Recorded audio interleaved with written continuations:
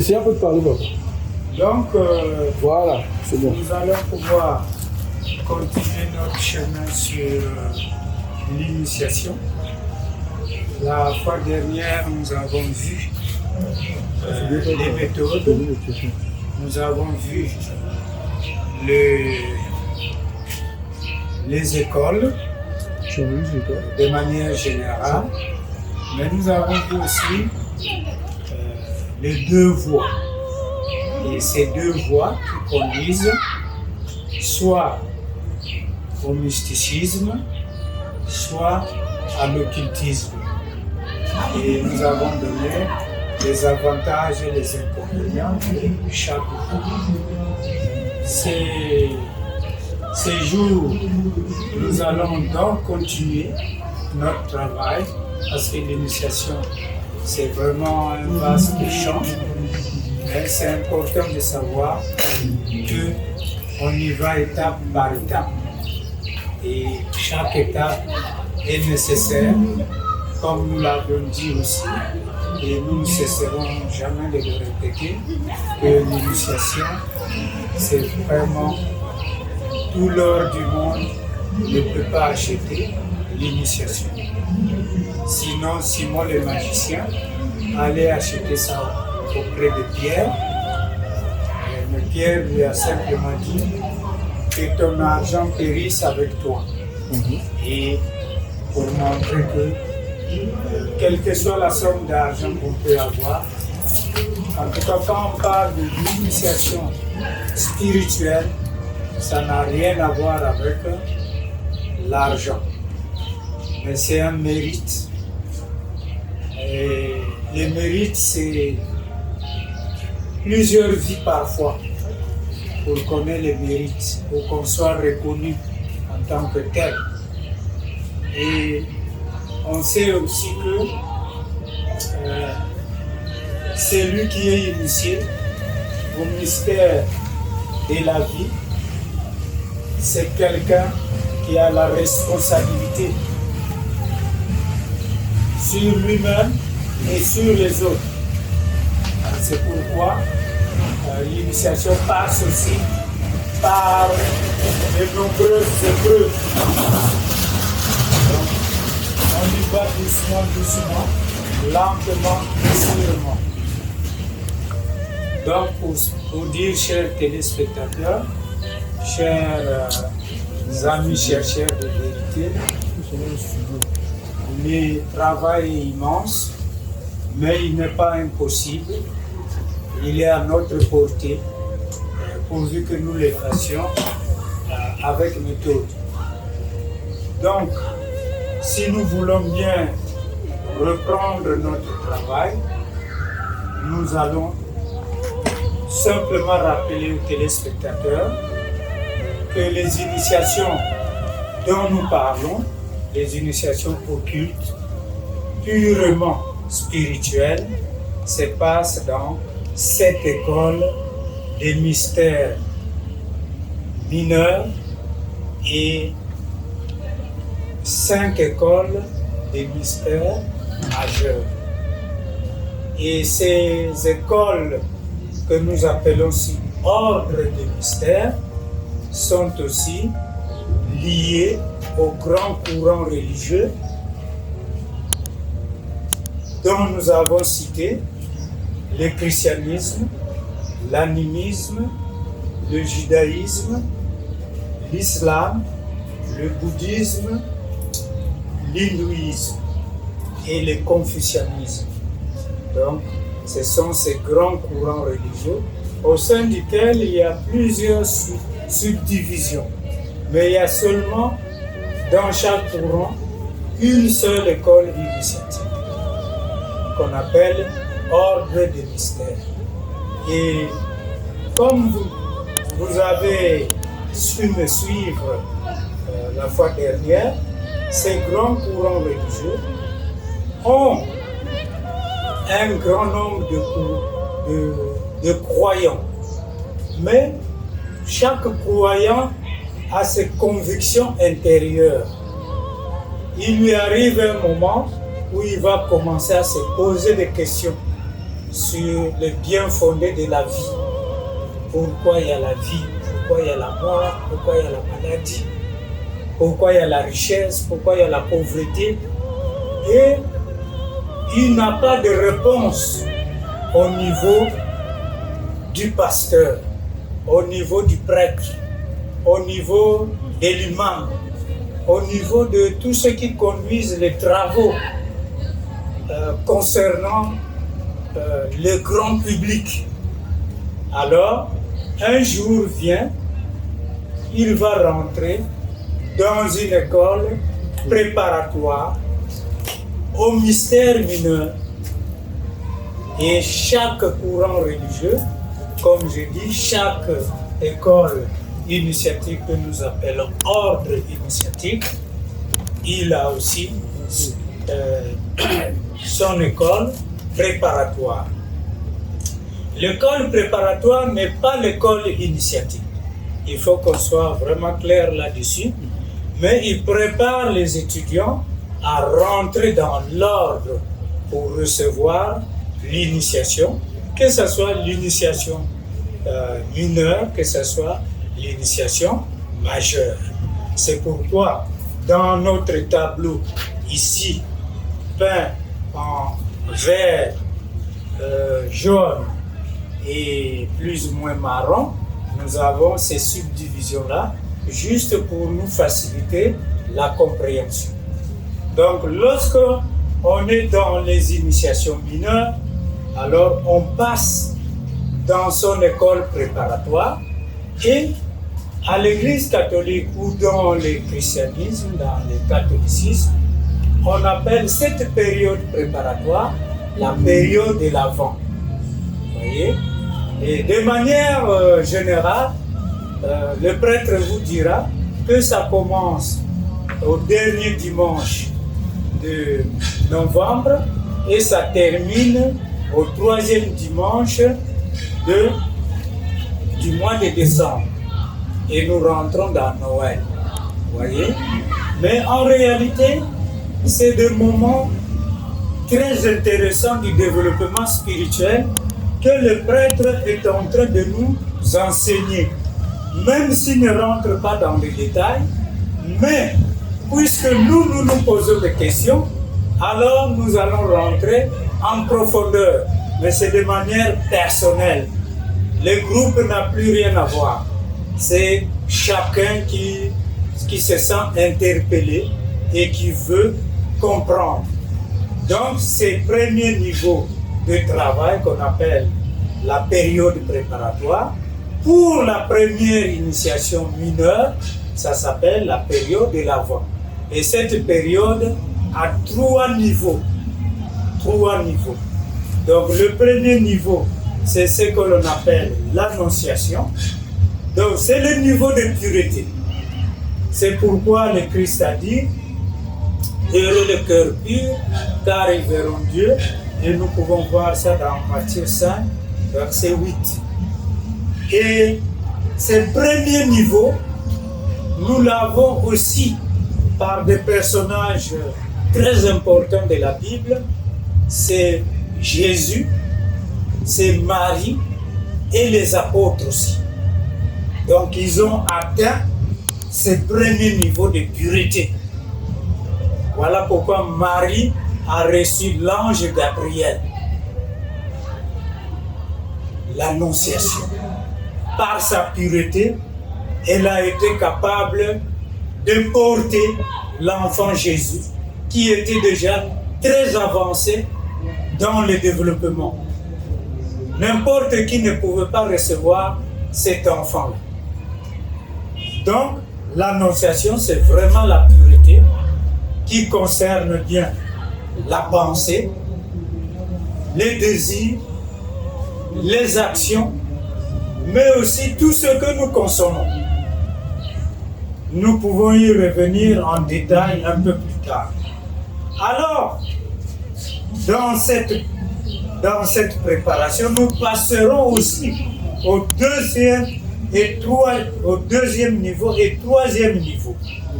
Donc, le deuxième niveau, c'est l'Immaculée Conception.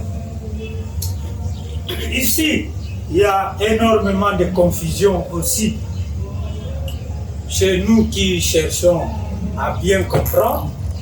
On pense que l'Immaculée Conception, c'est la conception miraculeuse.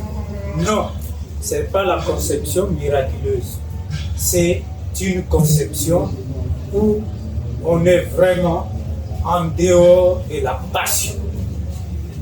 Il n'y a plus de passion pour concevoir un être humain. Il n'y a plus de plaisir à ressentir. Rien. Et Marie et Joseph ont conçu l'enfant Jésus. Ils ont consommé l'acte que tous les humains consomment, mais sans passion, sans ressentir aucun plaisir. Et c'est ça l'Immaculée Conception. Maintenant, lorsque ça vient au niveau du corps humain, parce que le développement spirituel va se passer dans le corps humain, du fait que vous êtes en train de vivre dans la pureté, alors vous êtes en train de faire bouger votre intérieur, c'est-à-dire votre constitution intérieure. Et cette constitution intérieure va vous permettre de vivre ce qu'on appelle le mystère mineur et le mystère majeur. Sans ce développement intérieur, il n'est pas possible de rentrer dans la spiritualité et d'aider les autres tant sur le plan visible que sur le plan invisible. Parce que l'initié, il travaille dans le plan visible, physique, mais il travaille aussi consciemment dans le plan invisible pour aider ses frères et sœurs qui sont en train de solliciter de l'aide. Donc, dans cette Immaculée Conception, ce sont ces organes qui commencent à devenir matures. Les organes spirituels commencent à s'éveiller, commencent à tourner, commencent à bouger. Pendant que nous sommes vivants, pendant que nous sommes debout, pas seulement lorsque nous sommes endormis, non, même quand nous sommes debout, ces organes-là commencent à bouger. Et c'est ce que nous allons désigner, que les sages ont désigné par l'Immaculée Conception. Nous sommes toujours dans la période de l'Avent et toute la pureté, tous les actes de bonté, de générosité, de gentillesse, de tendresse, de partage, nous ne nous en rendons pas compte qu'à l'intérieur de nous, il y a une construction qui se passe. Nous ne nous en rendons pas compte. Et pourtant, il se passe une grande construction, ce qu'on appelle la robe nuptiale d'or. Dans Matthieu 22, au verset 11, on parle de cela. Et c'est à nous de comprendre un jour que la colère c'est dangereux, que l'égoïsme c'est dangereux, que la médisance il faut quitter ça le plus tôt possible, que les mauvaises pratiques comme le spiritisme, travailler avec les esprits qu'on ne maîtrise pas, c'est dangereux. Ça va nous détruire notre corps spirituel, mais aussi notre pureté et notre immaculée conception. Donc on doit faire excessivement attention à cela. Mais en réalité, qu'est-ce qui se passe concrètement quand nous parlons de pureté? Quand nous parlons de pureté, nous sommes en train de faire travailler notre premier centre de conscience. Vous voyez, notre premier centre de conscience que nous trouvons dans le schéma que nous avons ici, ces premiers centres de conscience. C'est là que se trouve toute notre passion, toute notre colère, toute notre jalousie. C'est en bas de la colonne vertébrale, à l'épine dorsale. Et c'est le centre coccygeaux. Vous voyez ces centres-là. Lorsque nous les purifions, alors cela régénère nos tissus. Vous voyez, régénère nos tissus. C'est ça qui montre que quand on mène la vie religieuse de manière assez correcte, vous sentez la beauté qui sort de l'être humain. Vous voyez? Mais ce centre aussi, lorsqu'il est dynamisé, il permet à l'être humain d'être vraiment utile. Il peut ressusciter les morts de manière concrète, sans brutalité, sans rien du tout. Et le Christ l'a fait, Jésus-Christ l'a fait, mais il y a aussi des humains qui ont vécu dans cette pureté-là, comme le prophète Simon Kimbamu. Il a ressuscité des morts qui venaient de partout. Si on peut se le rappeler, il venait de l'Angola, il venait du Congo-Brazzaville et de toute la RDC pour recevoir la guérison. Là où il était, en Kamba, le quartier général de Timbangise. Ce n'est pas par hasard, c'est parce que ce centre-là était éveillé en lui. Sans l'éveil de ce centre, il n'y a pas de miracle lié à la résurrection des morts. Et on doit le savoir, chers amis téléspectateurs. Lorsque nous avons développé le centre sacré, donc ça se situait dans les organes génitaux de l'être humain, alors ce centre nous permet justement d'avancer lentement et sûrement, mais nous pouvons aussi contrôler ce qu'on appelle le feu, la terre, l'eau, l'air et tous les aspects liés aux 4 éléments que nous avons sur terre. Ça nous permet vraiment de travailler avec ces 4 éléments. C'est pas pour rien que Jésus, en disant à l'aveugle, va te laver à la piscine de Siloé, après avoir fait de la boue, il a frotté sur ses 2 yeux, va te laver, il est allé se laver, il a commencé à voir. Parce que Jésus savait contrôler les 4 éléments de la nature. C'est pourquoi vous voyez sur la croix de Jésus-Christ, c'est marqué I-N-R-I. C'est les initiales du mot, des mots hébreux, feu, terre, eau, air. Et c'est très important de le savoir. Donc, lorsque nous avons développé ces 2 centres, le numéro 1 et le numéro 2, alors nous avons atteint le premier degré dans le développement spirituel, qu'on appelle le degré du berger.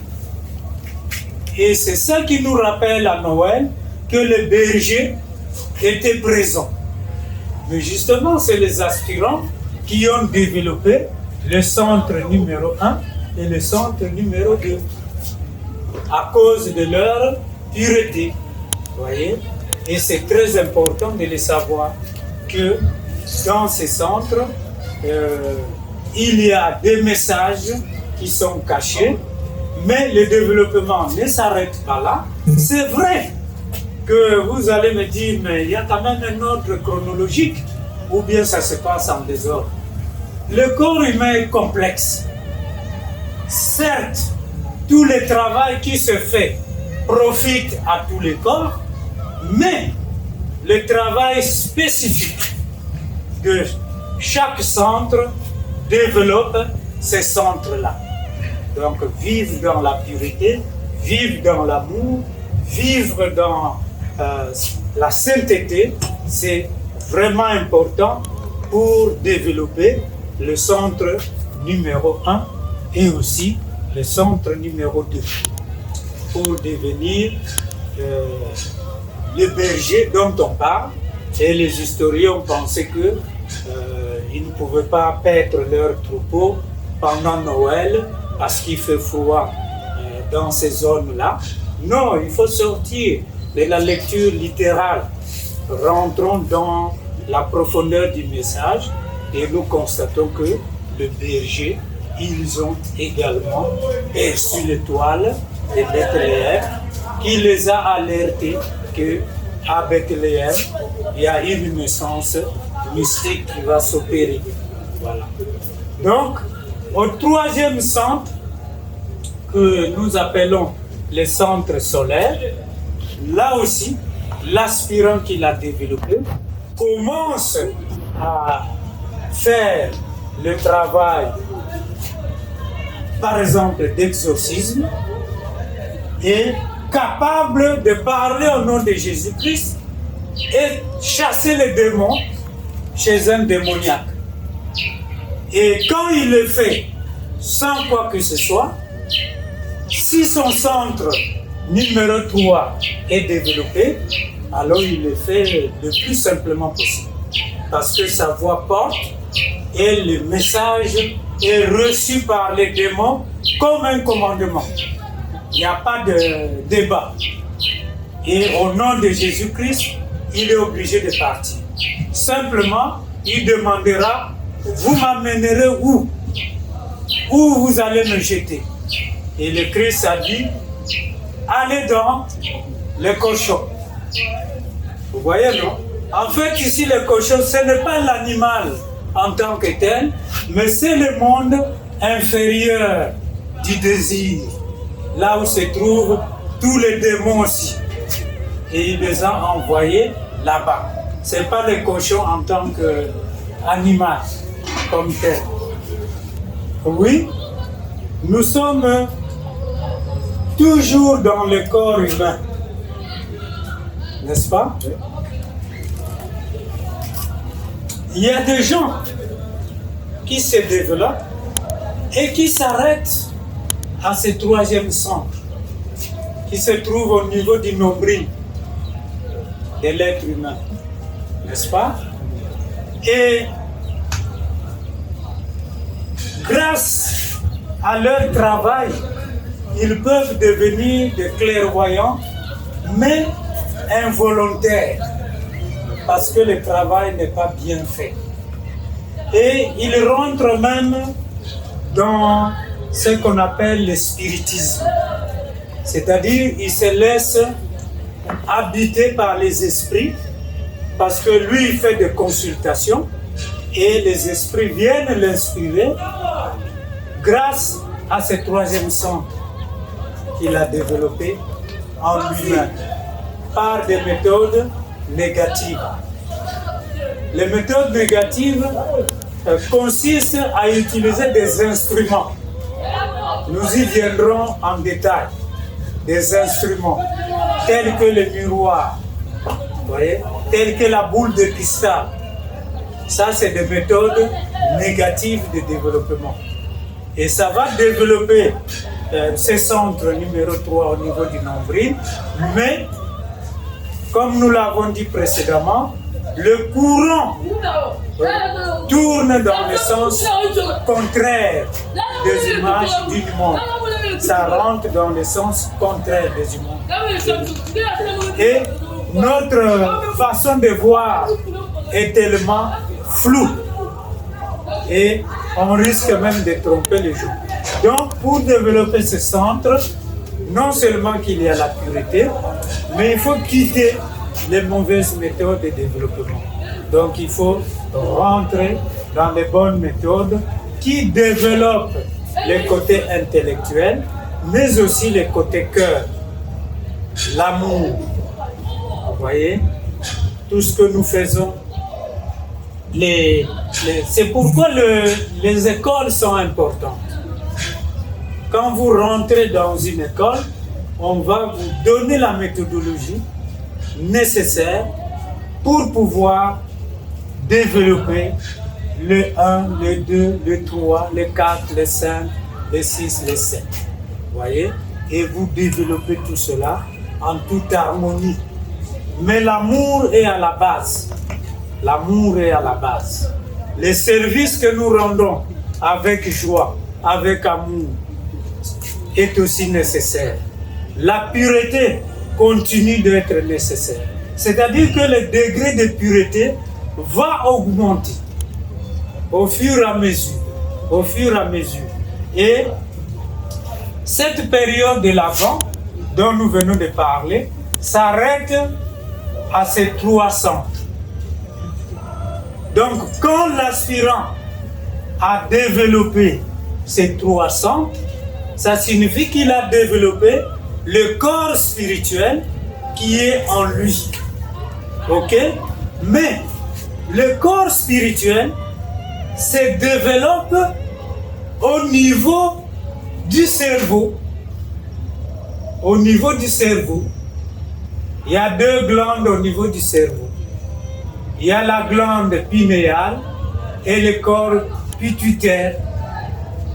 Ce sont ces organes-là qui vont recevoir l'énergie nécessaire qui a été développée pendant la période préparatoire.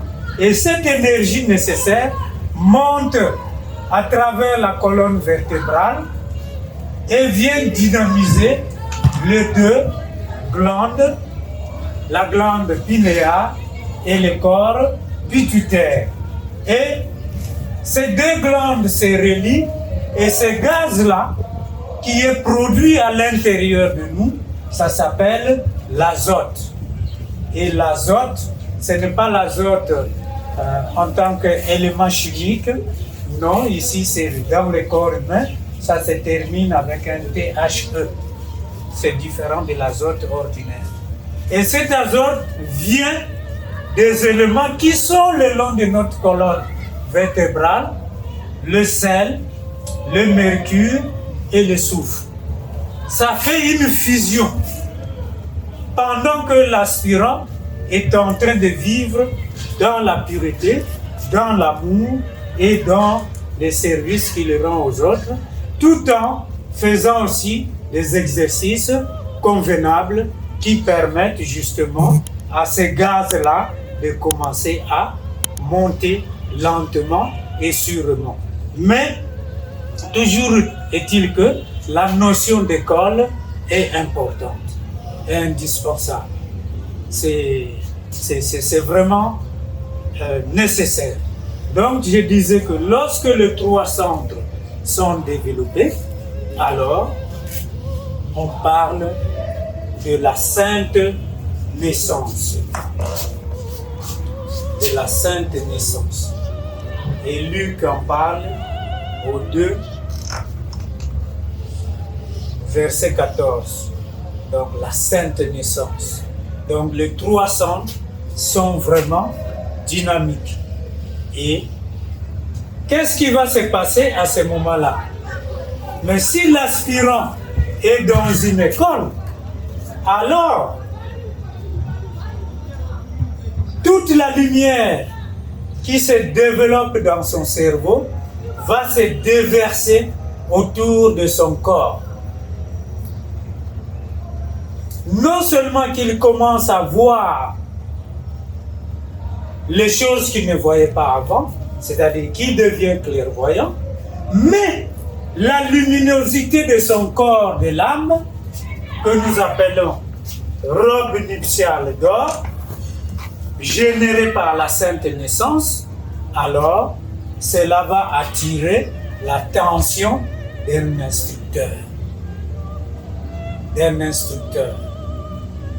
Mais comme il y a tellement d'instructeurs, alors lui dans son école, il a reçu la consigne que l'instructeur vous donnera la preuve tangible que c'est lui et non quelqu'un d'autre. Et ça lui épargne de tomber sur des gens qui sont aussi attirés par cette lumière et qui voudraient bien vous utiliser dans le travail, sans avoir souffert comment vous y êtes arrivé. Voilà. Donc, l'aspirant qui est dans une école reçoit la consigne que ce jour-là, quand l'instructeur va arriver, il va vous donner la preuve que ce n'est pas un imposteur, que ce n'est pas un corrupteur. Vous voyez? Mais c'est quelqu'un de bien. Et il va donner la preuve. Généralement, il donne 3 preuves. 1. L'enseignement est gratuit. Je vous avais dit que tout l'or du monde ne peut pas acheter l'initiation. Tout l'or du monde réuni. Et donc l'enseignement est gratuit. Ensuite, quand il parle, l'instructeur, quand il parle, lui, il a développé le verbe créateur. Quand il parle, tout ce qu'il dit se reflète dans la conscience de l'aspirant, comme dans un film. Vous voyez? S'il parle du Cap-Vert, c'est lui qui n'a jamais été au Cap-Vert. Il voit les 10 îles du Cap-Vert, du nord et du sud. Lui, il le voit. Parce que l'instructeur a parlé du Cap-Vert.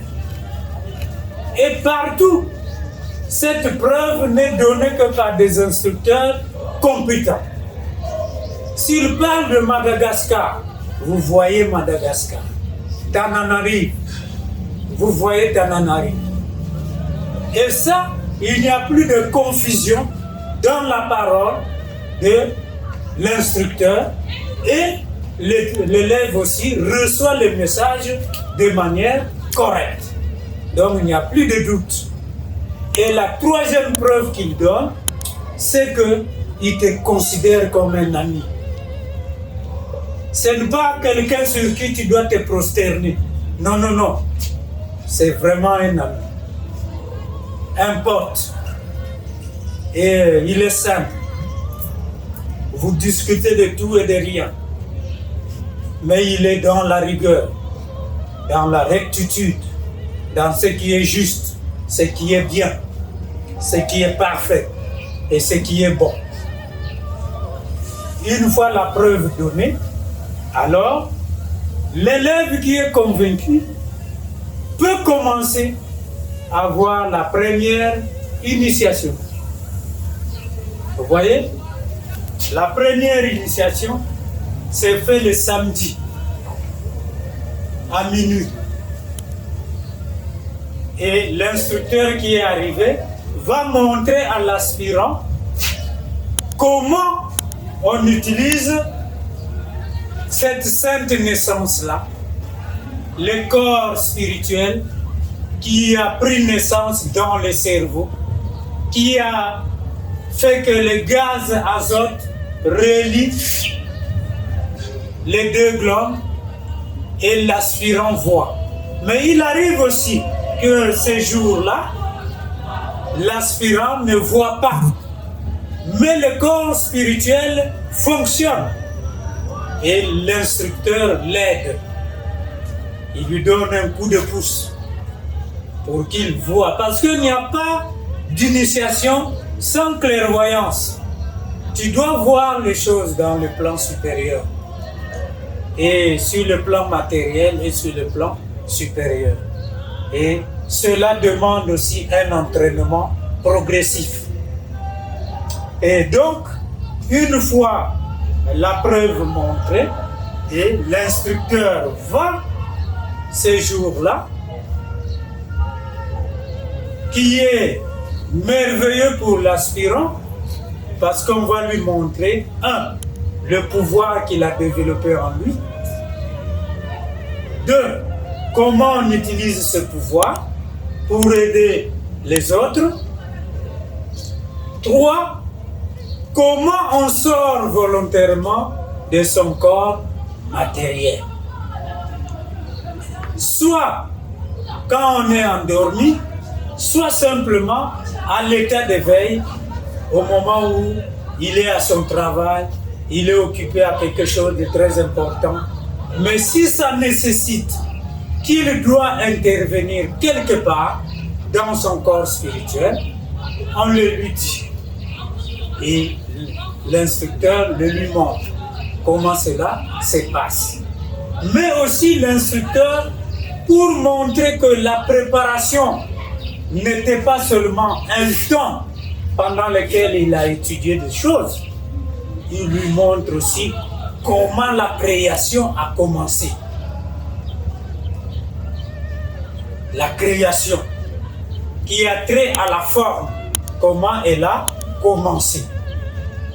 Et l'aspirant qui est à son côté, quand l'instructeur parle de cette première phase de la création, au commencement, alors lui, il vit ça comme, on va dire, un instrument de musique que l'on joue et les notes de musique vibrent en toi. Tu commences à ressentir cette création-là, à ce temps-là, comment l'être humain avait commencé à recevoir les différents corps qu'il a aujourd'hui. Et ça change sa nature en tant que telle. Sa vibration change. C'est tellement merveilleux que il n'y a que celui qui a vécu ça, qui le ressent, mais qui n'a pas aussi de mots pour le dire. Et même s'il le disait, il commettait un sacrilège auprès de celui qui n'a jamais connu cela. C'est pourquoi nous pouvons expliquer l'initiation, mais nous sommes incapables de dire qu'est-ce que l'aspirant ressent. Et c'est ça qui reste secret. Chaque aspirant garde son secret tant que son frère, son ami, sa femme ou son mari n'est pas encore arrivé à ce niveau-là du développement que lui. Donc ça reste secret. Et d'ailleurs, l'apôtre Paul a eu la recommandation de ne rien dire parce qu'il est arrivé jusqu'au 3e siècle.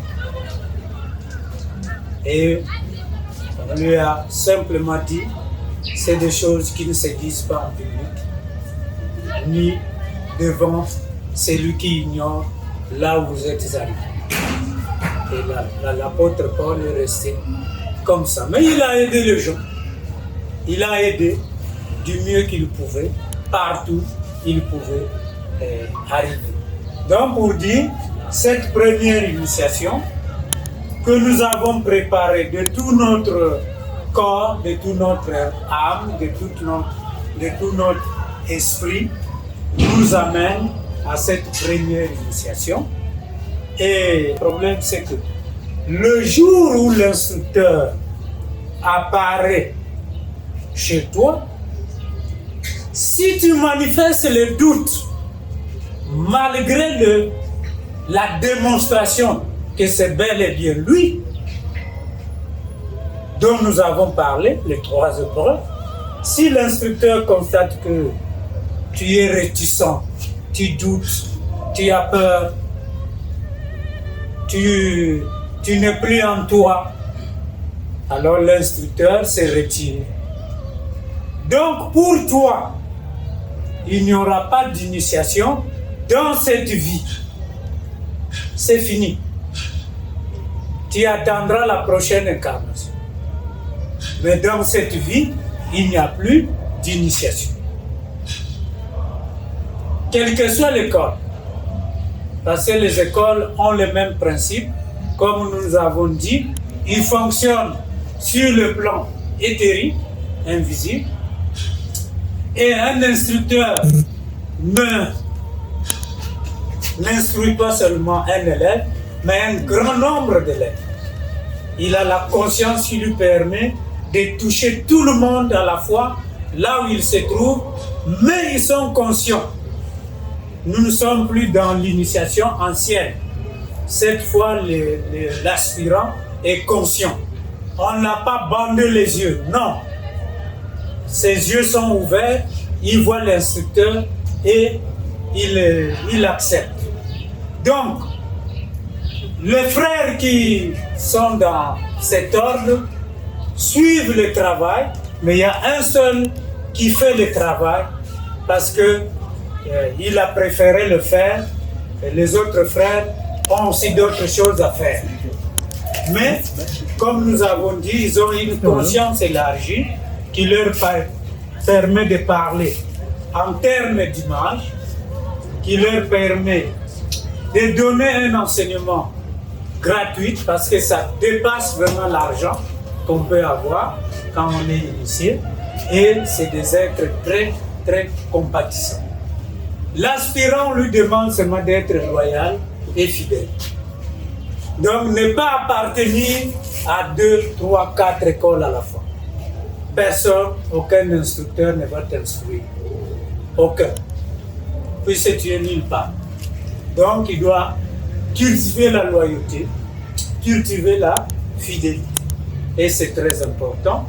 Et cette première initiation, ça donne à l'être humain la capacité de ne plus se fâcher, de ne plus vivre dans le séparatisme, de ne plus sélectionner les gens pour les servir. L'égoïsme est tombé, la méchanceté est tombée. Il peut rentrer dans la richesse, mais il n'est pas esclave de sa richesse. Lui considère la richesse, tous les biens matériels, comme des dépôts sacrés qui doivent servir au bien de tous. C'est un être serviable, il n'est plus colérique. La colère est tombée, c'est fini. Même quand il vous parle sérieusement, vous l'avez offensé, c'est comme si vous n'avez rien fait. Il va vous remercier tout en vous guidant sur les meilleurs sentiments que vous devez avoir. Il n'a plus de limites des tribus, des clans, des races et des continents. Il est partout parce qu'il peut servir en Afrique, en Europe, en Océanie, en Amérique et partout. Parce que son corps de l'âme lui permet de le faire. Donc, à la deuxième initiation mineure, oui, il avance toujours en pureté, mais toujours la préparation devient encore intense, la pureté devient encore intense, mais c'est que ici, quand il est initié, l'initiation se passe le dimanche toujours à minuit, le jour du soleil. Alors, cette initiation lui débarrasse de la maladie. La maladie est partie. Vous voyez? Quelle est cette somme d'argent qu'on peut vous donner pour faire en sorte que vous ne soyez plus jamais malade? Aucune somme. Vous voyez? Aucune somme. Donc, pour dire que l'initiation, c'est vraiment important de passer par là, mais ça commence par la préparation. Et la période de l'Avent nous permet de rentrer dans la première initiation mineure, et ainsi de suite, nous allons terminer jusqu'à la 9e initiation, qui correspond à la 9e couche de la Terre. Mais nous sommes encore dans la loi d'alternance. La vie, la mort. Vous voyez, nous sommes encore là-dedans. Les saisons, la chaleur, la fraîcheur, nous y sommes encore victimes. Quand bien même nous sommes dans la 9e initiation mineure. Et nous avons dit précédemment que ceci concerne tous les grands courants religieux. Et ça concerne l'Ancien Testament, la période de Noël. C'est des vocabulaires qu'il faut maîtriser pour ne pas s'embrouiller. On parle de la même chose. L'Ancien Testament, les baptêmes d'eau. Vous voyez? C'est l'école de Jean, le Baptiste. C'est pourquoi il a baptisé Jésus. Et ces initiations, on les appelle aussi des initiations lunaires. C'est pourquoi j'ai parlé de Simon Kimbangu, qui a développé les 1, les 2, les 3, et a reçu les initiations lunaires, comme Max Sandel. Max Sandel s'appelait Karl Grashoff. Et quand il a été initié au mystère mineur, alors il devient Max Sandel. C'est ça aussi qui fait le mystère dans le développement spirituel. C'est-à-dire, l'aspirant change de nom. Vous voyez? Comme le pape François, il ne s'appelait pas François. On a oublié même son nom argentin. Vous voyez? On a oublié parce qu'il devient le pape de tout le monde. Et il n'y a plus de limite. Voilà. Donc, quand on a été initié, c'est vrai, c'est difficile de savoir qui est initié, qui ne l'est pas, à ce niveau-là, où on n'est pas encore arrivé. Mais on constate quand même que les initiés changent de nom et continuent leurs travaux. Si nous rentrons dans les initiations majeures, alors il faut passer par une deuxième préparation, une grande préparation qu'on appelle les carêmes. Mais oui, c'est ce que nous avons commencé à dire. Vous voyez, dans la troisième initiation, vous commencez à lire dans le monde hyper physique. Je ne voulais pas rentrer là-dedans maintenant parce que je n'ai pas encore donné le vocabulaire qui correspond à ça. Mais puisque vous posez la question, je veux m'arrêter à la troisième initiation et nous y reviendrons quand nous allons voir le monde visible et invisible. Mais c'est bien que les téléspectateurs soient déjà imprégnés de tout ça et ça sera plus facile. Donc, dans la troisième initiation, l'aspirant peut lire dans le monde de la pensée. Vous voyez? Il peut lire. Et dans ce monde-là, il y a les formes physiques que nous avons sur Terre qui se trouvent là sous forme de prototypes. Vous voyez? C'est comme quand on fabrique un véhicule, il y a un prototype à l'atelier sur lequel sont copiés les modèles qui sont vendus partout dans le monde.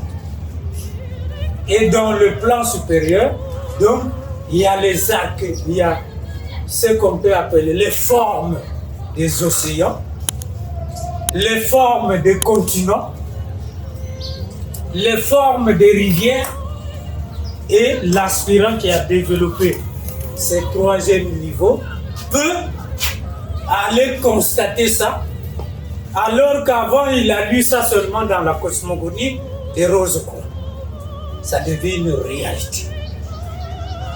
Il peut lire les pensées de l'autre. À quoi il pense? Lui, il peut le lire. Et Jésus arrivait à lire la pensée de tous. Et il savait. Voilà.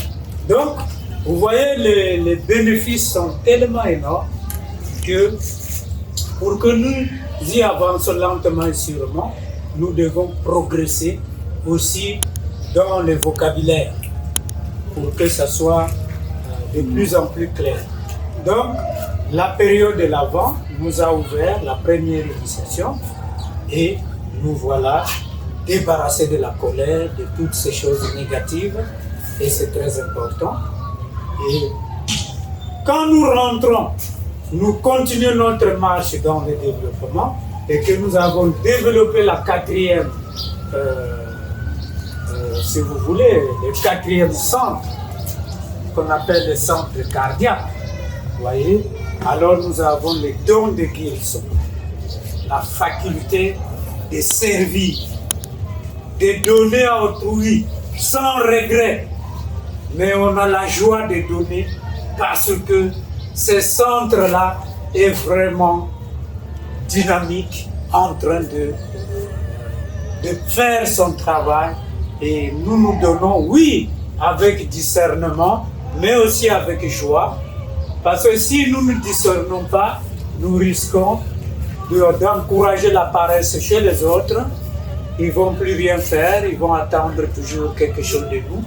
Non, on ne fait pas ça. On encourage les gens à travailler, mais on les aide aussi à passer des moments difficiles s'il leur manque un peu d'argent, un peu de matériel, et ce qui est utile pour pouvoir avancer. Mais ils avancent par eux-mêmes. Nous ne les portons pas au dos. Ils avancent par eux-mêmes. Et quand nous avons développé ce quatrième centre, alors la fusion entre les 3 et les 4 nous donne le deuxième degré de développement, qu'on appelle le mage. Donc les rois mages, ce sont ceux-là, des étudiants qui avaient développé le 1, le 2, le 3 et le 4. Les rois mages. Et ils ont vu l'étoile de Bethléem. Ils sont allés jusque là où se trouvait la crèche, avec leurs cadeaux pour bénir l'enfant Jésus. Et l'Église catholique fête la fête de l'Épiphanie au mois de janvier. C'est pour nous rappeler que le développement spirituel est vraiment une réalité, que le jour où vous êtes prêts, les mages, c'est-à-dire les hiérophantes aussi, des mystères mineurs, vous félicitent et vous offrent des cadeaux qui correspondent à votre niveau de satisfaction. Et à l'Église catholique, non, on fête cette fête-là de l'Épiphanie pendant les mois de janvier. Donc, quand nous y sommes arrivés, alors l'aspirant, en tout cas, non seulement il a progressé dans le développement spirituel, mais il est un citoyen de deux mondes. Et le monde matériel et le monde spirituel. Et le nom qu'on lui donne à l'initiation, là, dès la première initiation, lui permet d'être distingué par les êtres spirituels qui sont dans le monde spirituel. Donc, Hervé Nzongo devient un autre monsieur, et quand on l'appelle, tout le monde le reconnaît. Mais avant, non, ils étaient indifférents. Mais cette fois, dès qu'on prononce ce nom-là, tout le monde est au courant. Et s'il y a de l'aide à donner, on le lui accorde pour avancer et ainsi de suite. Il y a toujours de l'aide. Le travail, oui, au début, il faut vraiment la préparation. Mais au fur et à mesure qu'on avance, nous avançons aussi. Et le voilà qui va développer le 5e centre, qu'on appelle le centre Laryngé. Donc ce centre-là vous donne le verbe créateur. Donc vous parlez avec manifestation, ce qu'on appelle les dons de langue, mais c'est aussi les dons d'enseignement. Les choses très compliquées, vous les donnez avec méthode et tout le monde comprend alors que c'était difficile à comprendre au début. Mais ce centre-là, le numéro 5, relie le matériel et le spirituel. Il fait le pont. Voilà. Et à l'église catholique, le prêtre, pendant la messe, il montre toujours les calices dans lesquels il y a le vin et il y a le pain, la communion, n'est-ce pas? Mais le prêtre nous invite à purifier le désir qui représente le vin et le corps matériel qui représente le pain, pour que notre larynx devienne un larynx constructif qui aura la forme de ces calices-là qu'il brandit en l'air pour ceux qui sont victorieux. Et les enfants de cœur, ils sonnent là, la victoire, les cloches de la victoire pour celui qui a développé le 5e sens. Alors, le travail continue dans le 6e sens. Ça développe vraiment la clairvoyance volontaire et la clairaudience. C'est-à-dire, vous entendez de vos oreilles les habitants des mondes intérieurs qui parlent, vous les entendez, alors qu'aujourd'hui, on n'entend presque rien. Et cette fois, on est vraiment éveillé, ça avance correctement. Le 7e sens nous donne l'éveil de plus haute qualité spirituelle. Très, très, très, une très grande couronne d'épines, qu'est-ce que j'ai dit, de lumière. Mais c'est un développement très, très fort. Très fort. Et on est même dans les initiations majeures.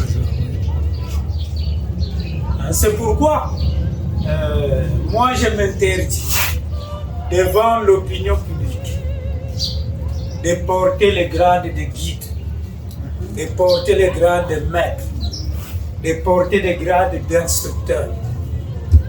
Parce que le maître, ce sont ceux-là qui ont développé le 6e et le 7e sens, le 3e degré. Vous voyez là, la maîtrise. La maîtrise veut dire, vous avez le contrôle parfait des 4 éléments. Vous pouvez créer une statue avec de l'argile, toutes les fonctions dedans. Et quand vous l'infusez, le son et le souffle, cette statue devient une créature vivante. C'est ça, c'est un niveau de développement très important. Donc, on ne va pas s'amuser à dire qu'on est maître et on mange encore les manioc et le pain. Ce n'est plus à ce niveau-là. Voyez. Donc, soyons très prudents pour comprendre que le développement spirituel, il y a des étapes. On doit être humble et nous sommes suivis quand nous mentons. Mais nous mentons à nous-mêmes. Parce que ceux qui nous ont précédés s'attristent de savoir que nous sommes en train de mentir. Et ça bloque même notre avancement. Et l'aide qu'on allait peut-être recevoir, nous n'allons pas recevoir l'aide. Vous voyez? Donc, il est très très important de savoir que tout se passe dans le corps humain. Et le corps humain, c'est une croix vivante. Si nous faisons ça, nous sommes une croix vivante. Et si nous faisons ça, nous devenons un pentagramme, une étoile vivante qui se défend de jour, de nuit, et dans toutes les circonstances. Donc, ceci pour nous dire que, en dehors du fait que nous savons maintenant comment se déroule notre développement à l'intérieur de nous-mêmes, mais nous devons aussi savoir que cette croix dont nous parlons a 14 stations. À 14 stations. Et ces stations, nous les avons identifiées correctement. Et la première station, la deuxième station, la troisième station, c'est ce qui correspond à la période de l'Avent. Et ça correspond aussi au premier centre, au deuxième centre, au troisième centre que nous avons identifié dans le corps humain. Et nous avons dit aussi que lorsque le 1 et le 2 sont unis, ça nous donne le premier degré de développement associé au berger, tandis que le 3 et le 4, lorsqu'ils sont unis, ça nous donne également le degré de mage, et les 6 et les 7, lorsqu'ils sont unis, ça nous donne le degré de maîtrise. Et toutes ces stations que nous vivons pendant la période de Pâques, en réalité, nous les vivons toute notre vie, de janvier à décembre. Toute notre vie, nous sommes en train de les vivre, et quitte à nous de faire le travail correspondant à chaque station, à chaque niveau de développement. Et si nous voulons approfondir dans ces tableaux, nous verrons qu'il y a des épreuves à passer, il y a aussi des habitudes à abandonner, il y a également tout le travail à faire pour suivre le chemin de la croix en 14 stations. Donc en réalité, il y a 14 stations et ça nous amène toujours au mystère mineur, ici, après la période préparatoire, quand nous avons étudié le mystère mineur, comme nous l'avons vu dans les précédentes illustrations. Alors, pour passer dans le majeur, il faut passer par une préparation aussi. Vous voyez, que nous appelons des carêmes en 40 jours, mais ça peut être aussi 40 mois, ça peut être aussi 40 années, ça peut être aussi autant d'années que cela est possible. Et nous passons à Pâques, qui est le moment tant attendu dans les initiations majeures. Donc vous voyez, chers amis, le travail est immense, mais à chaque station, il y a un travail à faire. Et ce n'est que les écoles qui peuvent nous aider à savoir que la première station, le Christ est condamné à mort. Vous voyez? Il est condamné à mort. Ça signifie que l'aspirant à la vie supérieure prend l'engagement de vivre une vie d'amour, de service, de pureté et se consacre à l'aide à donner aux autres. C'est toute une consécration. Et c'est ça peut-être qui fait la mauvaise interprétation chez pas mal de nos frères et sœurs, que dans ces écoles, on fait des sacrifices humains, on fait des sacrifices de sang en signe de pacte. Non. Le vrai sacrifice, c'est de se mettre au service d'autrui. Et ça demande la pureté, ça demande l'amour, ça demande la joie de servir. Parce qu'on peut servir mais avec regret et ça ne donne pas. On peut servir mais on n'est pas content. On boude. Ah, pourquoi seulement moi? Hein, mais moi aussi j'ai besoin de mon argent. Et tout ça, ça ne permet pas de construire le corps spirituel. Lorsque on boude intérieurement alors qu'on a donné, mais ça devient comme une tâche. Donc pour nous dire que nous devons porter notre croix. Chacun de nous doit porter sa croix. Le salut est individuel. La grâce est là, oui, d'accord.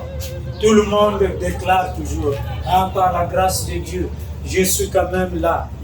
Voilà. Mais le salut, il faut quitter les mauvaises habitudes. Hein, tout ce que nous avons comme mauvaise habitude de consommation, la mauvaise gestion de l'énergie que nous avons reçue. Parce que ces sels et ces mercures et ces soufres, pour se mélanger, il faut bien conserver l'énergie sexuelle. Je ne parle pas d'égoïsme, mais il faut bien gérer ça, tout en l'utilisant pour son partenaire ou pour sa partenaire. Voilà. Donc, pour dire, chers frères et sœurs, oui, le Christ est tombé, il a été aussi tenté, mais il s'est relevé à chaque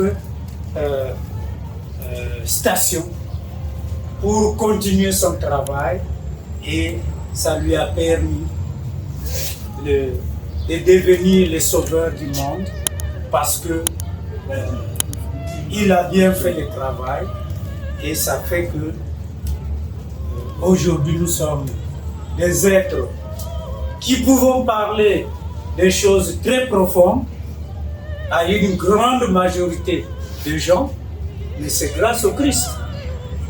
Hier, c'était caché, mais grâce au Christ, aujourd'hui, c'est lui qui le veut. Il peut se mettre déjà dans la phase préparatoire. Comme nous l'avons dit, il y a ceux qui n'ont pas été à l'école, qui peuvent le faire par la voie mystique, et il y a ceux qui font l'école, qui peuvent lire et comprendre et approfondir, ils peuvent le faire par la voie d'occultisme. L'occultisme, c'est pas mauvais, mais il faut relier ça au cœur, au développement du cœur, de l'amour, pour que ça ne nous entraîne pas dans la magie négative, la magie noire, et c'est ça qu'on condamne. Mais la voie occulte, elle est dans la Bible, l'Ancien Testament, le Nouveau Testament, c'est l'occultisme qui est là. C'est ça. Nous avons circonscrit les initiations mineures au nombre de 9 et nous avons dit que c'est l'école de Jean le Baptiste. Et quand il a baptisé Jésus, il s'est retiré, la colombe est rentrée dans Jésus et il est devenu Jésus-Christ. C'est à ce moment-là que Jésus a reçu ce qu'on appelle des initiations majeures, qui sont au nombre de 4. Et c'est la période de Pâques en général. Mais il faut passer par le carême. Donc, le carême qui se traduit en 3 phases. La première phase, c'est la phase de Gethsémani. La deuxième, c'est le procès. Et la troisième, c'est la crucifixion. Donc, pendant cette phase de Gethsémani, le Jésus, qui est notre maître, il a fait ce qu'on appelle la transmutation. C'est-à-dire, pendant qu'il est au mont des Oliviers, le voilà qui a capturé toutes les vibrations négatives des forces des ténèbres. Il les a fait rentrer en lui. Ça lui a donné ce qu'on appelle l'agonie. Il est resté silencieux. Croyant que Pierre et Jean, qui étaient avec lui, allaient les suivre pour regarder la démonstration, ils se sont endormis. Parce qu'ils n'étaient pas encore arrivés à ce niveau-là. Et quand ils se réveillent, ils constatent que les deux apôtres sont endormis. Et il a fait la transmutation du mal en bien. Donc l'aspirant qui se trouve dans cette préparation fait cette transmutation. Et quand il a réussi, on va aussi le mettre à l'épreuve. Est-ce que le pouvoir que tu as acquis au Gethsémani là, vas-tu l'utiliser aussi pour des futilités telles que on le traduit en procès? En réalité, il pouvait faire taire les juges. Les juges ne parlent plus. Plus rien ne sort de sa bouche. Mais puisqu'il avait la maîtrise des éléments, vous voyez? Mais de rien du tout. Il a dit, Père, pardonne-leur, car ils ne savent pas ce qu'ils font. Donc l'aspirant sera aussi mis à l'épreuve pour voir si le pouvoir acquis à Gethsémani, la transmutation, la transfiguration, là, il puisse l'utiliser pour lui-même, pour ses besoins personnels, de gloire, de matu-vu. Voilà. Et quand il le fait, il le tombe. C'est fini. Et la crucifixion, qui devient aussi un être de plus en plus capable d'être en mesure de maîtriser tout ce qui se trouve, tout ce qui peut le tenter. Tout ça, c'est crucifié. Ça ne l'influence plus en aucune façon. Mais il regarde ça comme des dépôts sacrés. Il n'est pas indifférent, mais il loue toute la créature sans en devenir esclave. Mais il n'est pas encore maître, rien du tout.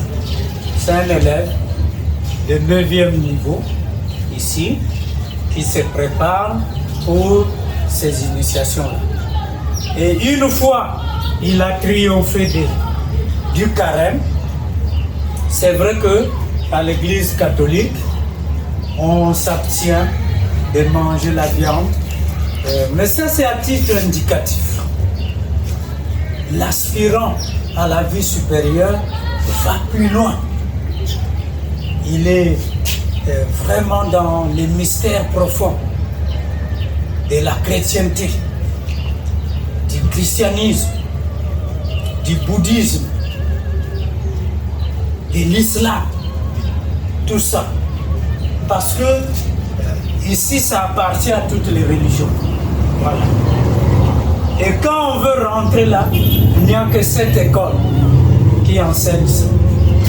Non, 5 écoles, je vais dire. Pour 4 initiations majeures.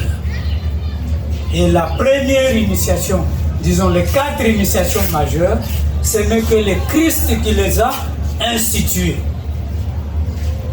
Ça n'existe pas dans les 6 autres religions, courants religieux. Ça n'existe pas. C'est le Christ qui enseigne ça. Il faut que ça soit clair chez nos frères et sœurs, qu'on soit musulmans, bouddhistes, hindouistes, judaïstes, animistes, islamiques, qu'après avoir reçu les initiations mineures, vous serez reçus par le Christ. C'est en cela que le christianisme est une religion universelle. C'est le Christ qui nous libère de la loi de la renaissance. Mort, vie, mort, vie. On revient, on repart, on revient, on repart. Jusqu'à la 9e initiation, on est soumis à ça. Chers amis téléspectateurs, c'est normal que nous puissions faire la confusion temporaire parce que c'est des choses qui ont été voilées depuis très longtemps. On en parlait dans des petits cercles.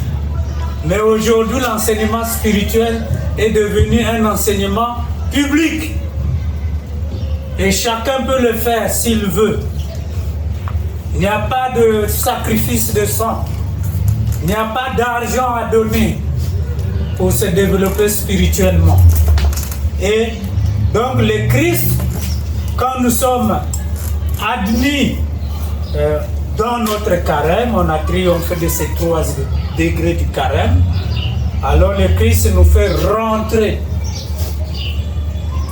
dans notre noyau de la terre. Vous savez que le noyau de la terre c'est chaud. Alors il nous fait rentrer dans le noyau de la terre qui constitue la 10e initiation.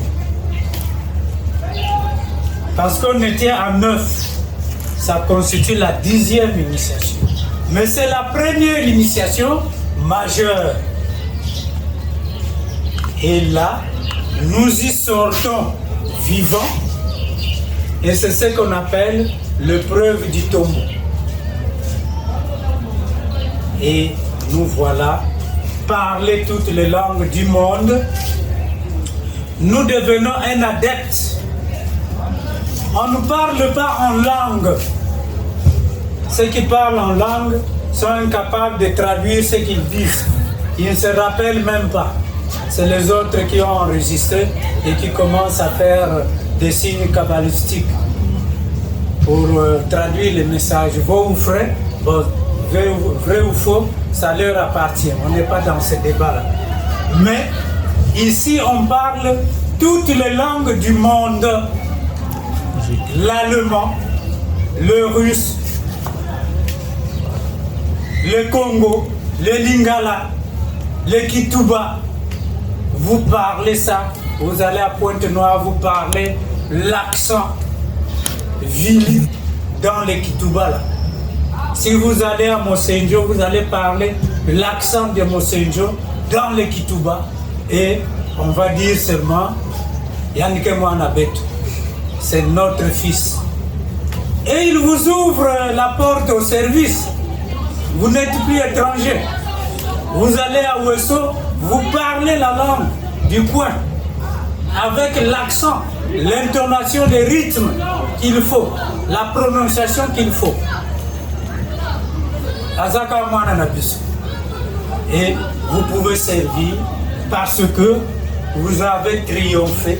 Vous faites un avec le Saint-Esprit. Il y a eu un moment dans une émission, il y a un monsieur qui voulait rabaisser l'autre dans ses propos. Et l'autre a dit oui, toi tu as le Saint-Esprit, d'accord, j'accepte. Puisque tu as le Saint-Esprit, parle maintenant ma langue. Et je vais écouter. Et ce monsieur-là, il vient des pays arabes. Il dit parle maintenant ma langue. Je vais écouter. C'est lui qui l'avait rabaissé. Il était incapable de parler la langue de l'autre. Mais ça montrait qu'il n'avait pas été loin du Saint-Esprit. C'est lui qui est loin du Saint-Esprit, parle toutes les langues. C'est ça la preuve. Les apôtres n'étaient pas encore prêts. Et le Christ a dit, vous ne pouvez pas me suivre maintenant. Vous me suivrez plus tard. Et Marie a préparé les apôtres à recevoir la première initiation majeure. Et c'est arrivé pendant la Pentecôte.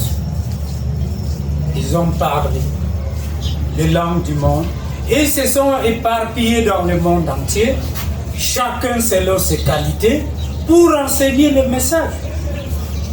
En arabe, en araméen, en anglais, et toutes les langues que nous connaissons.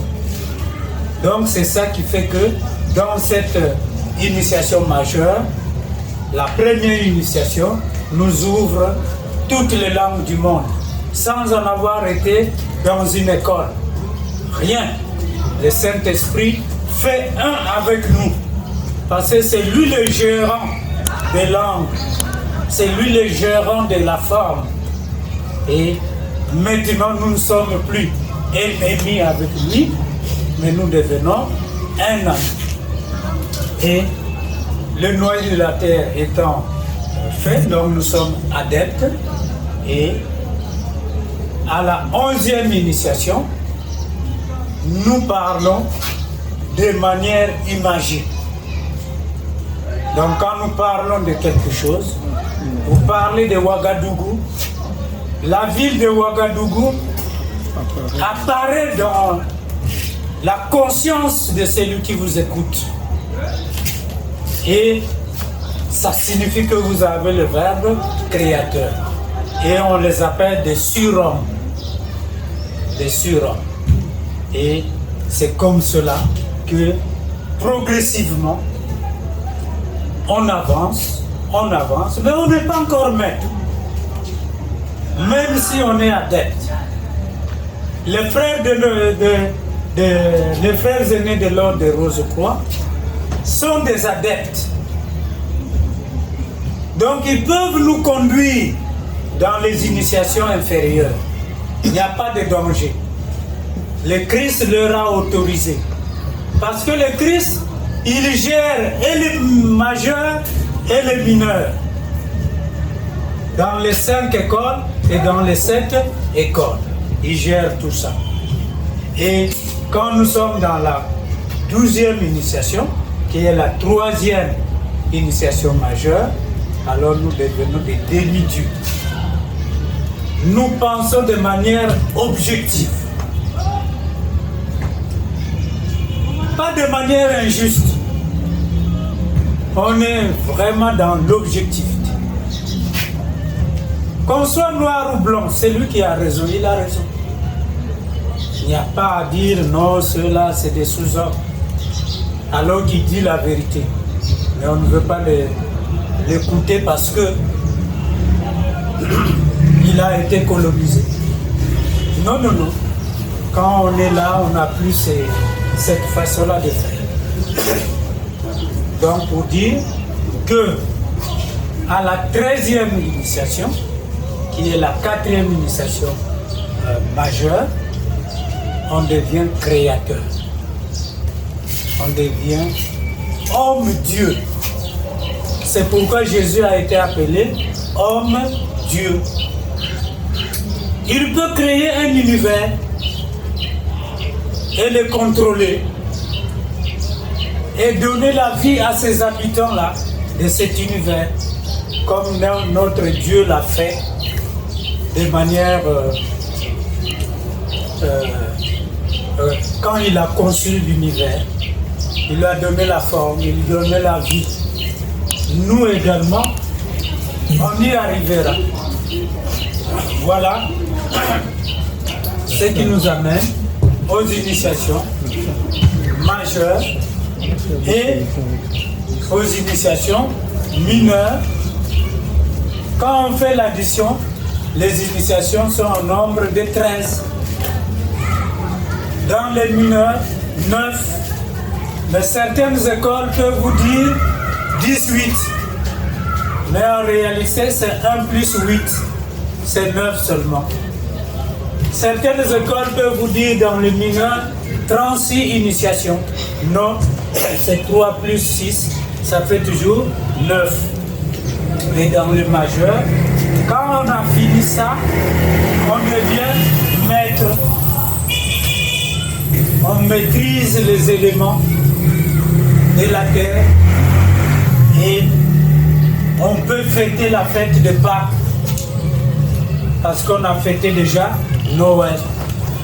Donc, Voilà, chers amis, chers frères et sœurs, c'est des travaux qui sont à notre disposition. Ce n'est pas impossible, c'est possible d'avancer, mais il faut commencer toujours par le premier.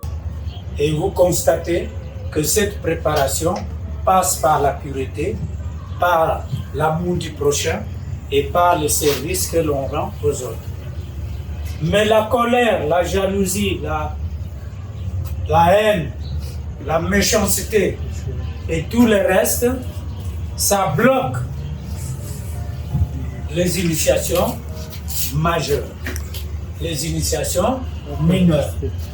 Les centres de perception sont bloqués par l'alcool, par la cigarette, par la drogue. Tout ça, ça bloque et ça fait un plafond entre l'esprit et la matière.